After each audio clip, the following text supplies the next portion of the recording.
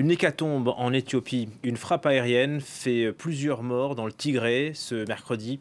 L'appareil a visé un marché très fréquenté, donc des civils, près de Mekele, la capitale provinciale. Bonjour Maria Gert-Niculescu, on vous retrouve à Addis Abeba. L'agence Reuters évoque au moins 43 morts, très difficile à vérifier. Oui, effectivement, très difficile d'établir un bilan exact. La zone est extrêmement difficile d'accès. Même le personnel médical n'arrive pas à se rendre sur place librement. En tout cas, un bilan très élevé, des dizaines de personnes tuées et de nombreux blessés. Selon des humanitaires et des médecins sur place, le raid aérien aurait visé la petite commune de Togoga mardi à la mi-journée alors que s'y tenait un marché.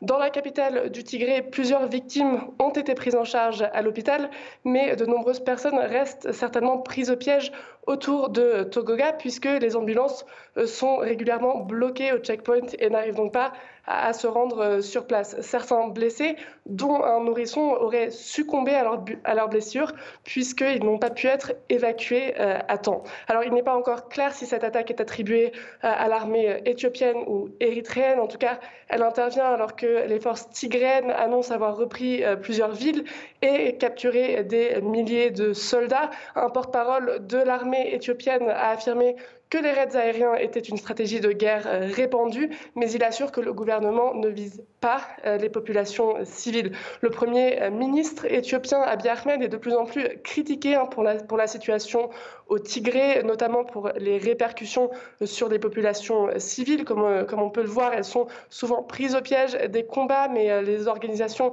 parlent aussi d'une possible famine. Mais de son côté, Abiy Ahmed attribue la situation au TPLF, le Front de libération du peuple du Tigré, et il assure qu'il n'y a pas de problème de faim dans la région du Tigré. Merci Maria Gert-Niculescu pour ces commentaires.